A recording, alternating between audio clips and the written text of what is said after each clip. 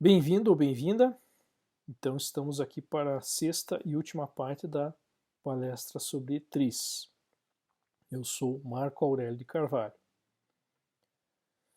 Então, nós estamos falando de exemplos, né? De onde que a TRIZ pode ser aplicada. Então, aqui é uma situação não tão técnica, né? Como a gente viu até agora, mas uma situação mais administrativa.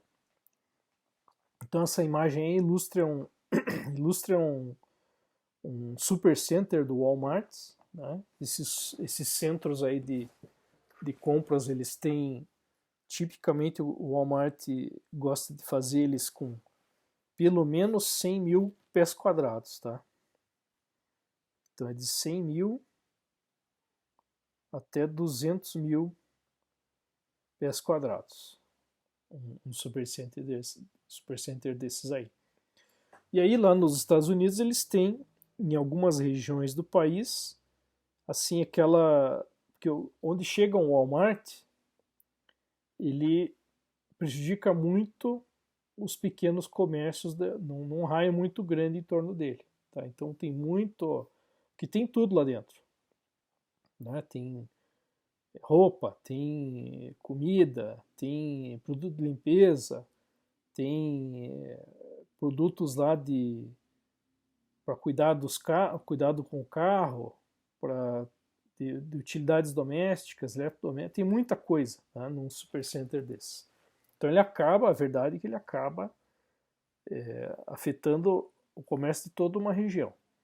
Então alguns prefeitos, alguns condados lá, né, porque nos Estados Unidos tem a cidade e o condado, né, que é um conjunto de cidades, e daí o estado, né. Então tem alguns condados dos Estados Unidos que propuseram lá limitar o tamanho de lojas naquele condado a, no máximo, então qualquer loja tinha que ser menor do que 75 mil pés quadrados. Tá? Então, essa limitação era uma limitação claramente anti-Walmart, né? Pegava aqui nos 100 a 200 mil pés quadrados. Então, daí foi aplicado o TRIZ, né? Analisada a situação, tal. Daí tem uma parte da TRIZ que chama princípios de separação. E lá tem uma das separações possíveis, daí qual que é se formula uma contradição física, no caso, e tenta resolver com os princípios de separação. No caso aí era a contradição que o Walmart precisa que seja lá, vamos dizer, 200 mil pés quadrados, e mais tem que ser 75 mil pés quadrados. Então é por limitação das leis. Então é uma contradição física. O mesmo objeto, né, a loja, né, tem que ter 200 e tem que ter 75. Como é que faz isso? Não é um paradoxo. Mas daí tem os princípios de separação que se usa para resolver esse tipo de paradoxo. E um deles é a separação no sistema. Então a ideia aqui hoje não é entrar muito em detalhe nisso, né, nesses princípios e como é que funciona, mas só para dar um exemplo. Então, usando a separação do sistema, pensou-se numa loja modular. Então, cada módulo do Supercenter poderia ter menos que 75. Porém, eles seriam conectados, né, de uma forma adequada, né, com uma forma interessante para o cliente e tal, e no todo teria lá os 200 mil pés quadrados que o Walmart necessitava. E com isso conseguiram driblar aí a limitação da lei e fazer a... Né? Não estou entrando aqui no mérito se isso aqui é interessante ou não, né? Ter um supercenter lá que afeta todo o comércio pequeno. Né? Até acho que tem um embasamento, uma justificativa boa para o condado ter feito isso, mas, por outro lado, o Walmart foi lá e legalmente conseguiu, contratou alguém, né, que aplicou TRIZ e chegou numa solução interessante para eles. Então, dá para aplicar em problemas administrativos. É lógico, eu sempre comento com alunos e pessoal que orienta nas empresas aí, que às vezes você não vai conseguir aplicar um princípio inventivo, né, Porque os princípios inventivos, eu dei alguns exemplos aqui bem simples de entender. Inversão, universalização e tal. Mas tem alguns princípios inventivos que são bem tecnológicos. Por exemplo, o uso de oxidantes fortes, o uso de filmes finos, tal. Então, daí como que você aplica aqueles princípios bem tecnológicos para problemas administrativos, né? Não dá. Então, daí você tem que ir para princípios gerais da atriz, para princípios de separação, daí você consegue aplicar também em problemas administrativos. Tá? Então, outro exemplo, né, daí já seria mais lá na parte de previsão tecnológica e identificação de oportunidades, esse exemplo aqui. Então, isso é parte de um trabalho que nós fizemos para uma empresa que produz produtos dentais, não só dentais, tem outras linhas de produtos, mas no caso aí o trabalho foi feito em cima de uma escova dental, aplicando as tendências de evolução. Então eram 31 tendências que nós aplicamos, tá? Então os raios aqui do radar são as tendências aplicadas. A gente fez duas coisas, pegou a escova como um todo, e as principais partes, só as cerdas e só o cabo, e aplicou as tendências aqui, para avaliar o potencial evolutivo. E tudo aqui que está em azul, esse aqui é para o cabo, para as cerdas, e aqui é para a escova como um todo. E o que está em cor aqui é o potencial já aproveitado em cada tendência. Então dá para perceber que em poucas tendências ela já aproveitou o máximo potencial. E tudo que está em branco é potencial evolutivo possível de ser aproveitado. Então falta gerar alguma ideia, uma solução que aproveite aquilo. Então isso, veja o grande potencial que tem, tanto para o cabo, como para as cerdas, como para a escova como um todo. Mas daí esse gráfico de radar permite fazer isso, né? Identificar que tem um potencial evolutivo. Não é tão útil isso aqui. O que é útil é você tentar aplicar a tendência para gerar as ideias para dar os saltos, né? Para que ela passe a aproveitar mais o potencial. Daí você pega lá cada tendência, né? Então, por exemplo, essa aqui é uma das tendências que é do material de segmentação no espaço aqui, ó, de monolítico, né? Por exemplo, o cabo. Ele é monolítico, ele é um objeto único. E ele pode evoluir nessa linha, de monolítico para oco, de oco para múltiplas cavidades, de múltiplas cavidades para poroso capilar, de poroso capilar para alguma substância ativa dentro dos poros. Então você tenta aplicar isso aqui para gerar ideias. Então ali algumas ideias geradas aqui estão só ideias, ou que elas já existem no mercado, né, algum produto que implementa, ou algo patenteado que implementa. São as ideias que estão aqui, né? Porque a gente não tem, nós estávamos prestando um serviço para a empresa, né? Então nós não tem como colocar aqui as ideias novas que nós geramos para eles, né? Então, aqui só para exemplificar o uso da tendência mesmo. Então, a estrutura oca, uma escova de dentes, um cabo oco. E esse cabo oco, né, já existem algumas escovas assim. Você desconecta, ela é dividida, né? A parte de trás é oca e da frente não. Então você usa isso para guardar e com isso você protege aqui as cerdas tal dentro do cabo oco, né? Então para guardar numa bolsa tal é interessante isso. Então a escova com cabo oco utilizado para armazenar a escova. Ou você pode usar o cabo oco para armazenar pasta de dentes. Tem escovas assim. Então você aperta o próprio cabo, já sai a pasta lá na ponta. Então você não precisa carregar a escova e a pasta. Segmentação da superfície, né? Então a gente foi aplicando várias tendências para gerar ideias, né? Lógico, como comentei, aqui nós colocamos as ideias que já existem, tá?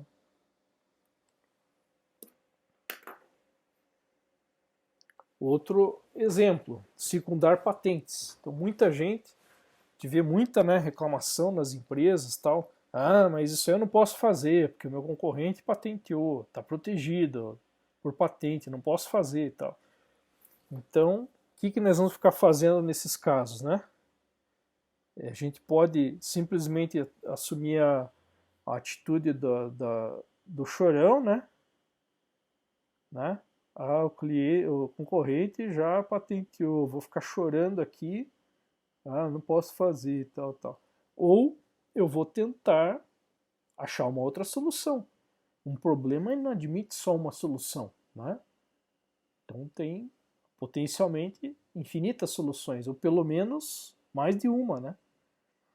Então aqui está um exemplo. Esse exemplo aqui não é meu, é da Gentrees, né? Tem aqui o link, quem quiser acessar. Mas eles ilustrar aqui como é que foi circundada a patente da escova iônica. Então a escova iônica é uma escova de dentes, né? Não tem a ver com o caso anterior, né? Apenas coincidência que eles trabalham lá também com um cliente que tinha esse caso, né? A escova de dentes iônica, ela, além de ter a ação mecânica das cerdas lá no esmalte dental e a pasta de dente, né, para ajudar a amolecer e soltar a placa bacteriana, ela também gera íons, né, ela ioniza a placa e com isso ela ajuda a soltar essa placa. Então ela é comprovadamente mais eficiente do que uma escova tradicional. E também a pessoa não precisa ficar fazendo tanto esforço de escovação, e às vezes a pessoa faz tanto esforço que acaba criando, como é que chama? Retração gengival, né? Tem alguns problemas lá, o abrasão dos próprios dentes, né? Tem alguns problemas que quem aperta muito a escova de dente pode criar na boca. Então a escova iônica, ela, por ter essa ação adicional para remover a placa, ela é interessante. E daí, beleza, patentearam, isso aqui é protegido por patente, daí a patente todo mundo sabe, né? Ela fica 20 anos valendo e tal. E a princípio quem criou isso aqui, patenteou, protegeu, tem 20 anos para explorar aquilo sem ninguém poder fazer igual. Será? Né? Então dá para circundar a patente. Então foi analisado, o pessoal lá da Gentrees lá são grandes especialistas em trees, fizeram uma análise, né? Então pega isso aqui, chama análise de funções e atributos, AFA, e você pega todos os elementos que participam ali, né? Então a água, as cerdas, a pasta, a cabeça da escova, o eletrodo, placa, a placa bacteriana no caso, que está no dente, né? Íons, o ar, o campo elétrico e tal. Pegaram todos os elementos e entenderam como que eles interagem, né? Como que um interage com o outro para, no caso aqui, original, que está patenteado. Então o que acontece? Além dela ter a ação normal da escova, né? As cerdas retêm água, a água dilui a pasta, as cerdas movem a pasta quebra a placa, né? Solta a placa, né? E a ação mecânica também quebra a placa, né? Remove a placa. Além disso aqui que é a escova, vamos dizer, isso aqui seria a escova tradicional, né? De dentes. A modelagem da escova tradicional. Daí tem a parte iônica. Então na cabeça, né? Tem no cabo e na cabeça, né? Que segura um eletrodo. Esse eletrodo, a bateria com o eletrodo gera um campo elétrico que ioniza o ar, né? E os íons gerados ajudam a soltar a placa, aumentando a eficiência da escova. Então, o que se fez aqui nessa invenção original? Se a gente fosse, talvez até tenha sido desenvolvido com a ajuda da atriz, eu não sei.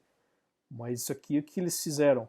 Criaram um sucampo complexo, né? Se a gente for falar em termos de análise sucampo da atriz, criaram um sucampo complexo. Então, já tinha um sucampo agindo, criaram mais um campo, uma substância tal para ajudar a aumentar a eficiência na soltura da placa, na remoção da placa. Aí beleza, patenteado, protegido tal. E aí, o que eles conseguiram imaginar analisando isso aqui? Pô, vamos fazer o que aqui para a gente conseguir esse efeito da ionização? Também isso aqui depende de analisar criteriosamente a patente que protege a solução original, né? Que tem lá a descrição da solução, tem as reivindicações da patente, então tudo isso aí você considera. Mas eles foram lá, analisaram e geraram uma solução alternativa que não tem bateria e não tem eletrodo. Então isso é feito no próprio, aqui estão as cerdas, né? Aquele outro lado da escova, eles criaram uma situação ali, que no atrito disso aqui com a gengiva dentro da boca, é gerado o campo elétrico e faz a ionização também. E ajuda a soltar a placa. Então essa que foi a solução. E isso também, campo aberto para patentear. Não infringiu a patente do concorrente. Então dá para, né, gerou lá alegria para quem criou isso. Conseguiu patentear uma segunda solução que não infringia a patente do concorrente e também fazia a remoção da placa com ação iônica, além da ação mecânica das cerdas. Só que sem usar bateria e sem eletrodo. Então, é um outro uso bem interessante da atriz, quando você tem que quebrar, circundar uma patente. Quem utiliza a atriz? Né? Então, hoje em dia, como eu já falei, está bem difundido, empresas no mundo inteiro, universidades, institutos de pesquisa, escolas, inclusive, né? Na França, recentemente, foi coisa de 6, 7 anos aí, foi incluído no currículo do ensino fundamental, atriz, tá? Então, todo professor lá de escola tem que aprender. Por que a gente pensa assim, por que não, né? Matemática você não aprende lá desde o do ensino fundamental? É a mesma ideia, né? É uma forma de raciocínio e de resolver problemas. Dá para aprender desde tenra idade. Agências governamentais e muitos nomes bem conhecidos, aí, Boeing, Bosch e tal. A estrela, né, da atriz é a Samsung, né, que ela realmente apostou na atriz como forma de criar vantagem competitiva. Pouca gente sabe que a Samsung ela ganha mais dinheiro com propriedade intelectual do que com os próprios produtos, né? Então, e boa parte disso se deve a ela aplicar atriz. Siemens, né, Syngenta e outras empresas também. Como saber mais? Então eu sugiro aí o site do Altshuler Institute, que é o aitris.org, né? Então é interessante, eles têm um congresso anual nos Estados Unidos. Tem a ETRIA, a Associação Europeia de Tris, também tem um congresso anual. É o congresso mais científico assim, de tris, mais sério, tem uma revisão séria por pares e tal. Atualmente é o mais interessante, é o mais assim sério, vamos dizer assim, de ter rigor na escolha dos trabalhos, etc. O Tris Journal, né, é uma referência, diria assim, não tão séria como os congressos, tá? Então tem publicações boas lá e outras nem tanto, que não tem revisão pelos pares e tal. Lógico que eu não poderia deixar de comentar, tem o meu site lá, marcodecarvalho.net, onde já publiquei vários assuntos lá sobre várias partes da atriz e tal. Tem o meu livro, Inovação em Produtos. Esse livro ele é gratuito, tá? Só baixar no site da Bluesher. E ele contém uma aplicação da atriz para geração de ideias de novos produtos, que é a Ideatriz. E tem um livro que nós traduzimos aí do russo, que é do Altshuler, né? E é um livro muito interessante porque ele, além de tratar da atriz, ele também trata do desenvolvimento da personalidade criativa, desculpe, desenvolvimento da imaginação criativa e da estratégia de vida da pessoa criativa. O que é isso? Né? Então, TRIZ, eu acredito que vocês conseguiram entender de forma geral o que se trata. Né? Desenvolvimento da imaginação criativa, assim, Altshuler, ao longo do desenvolvimento da TRIZ, de aplicação em workshops, de ensinar isso, ele foi percebendo que muita gente tinha a técnica, né, aprendia as técnicas da TRIZ, mas faltava a imaginação, faltava soltar a imaginação para gerar soluções novas.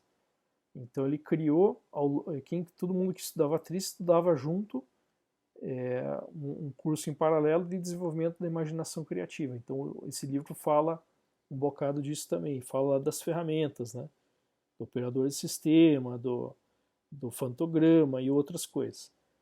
E a estratégia de vida da pessoa criativa, isso aqui foi o estudo final do Altshuler, já perto do final da vida dele, onde ele fez um estudo estilo TRIZ, né, que na TRIZ foi estudado patentes, para chegar nas estratégias, nas heurísticas e tal. E a estratégia de vida da pessoa criativa, ele estudou biografias, procurando extrair dessas biografias princípios, estratégias que grandes personalidades usaram para chegar onde chegaram, né, ao longo de sua vida. Então tem muitas, é bem interessante essa estratégia de vida da pessoa criativa também. Então isso aí está contido nesse livro. Esse livro pode ser comprado no site da própria editora, e se vocês buscarem com o nome na Amazon, também está disponível, tá? Na amazon.com.br. Então, com isso, a gente espera ter dado um panorama interessante da TRIZ e finalizamos aqui a última parte, e eu agradeço muito o interesse e a audiência aí. Então, até a próxima.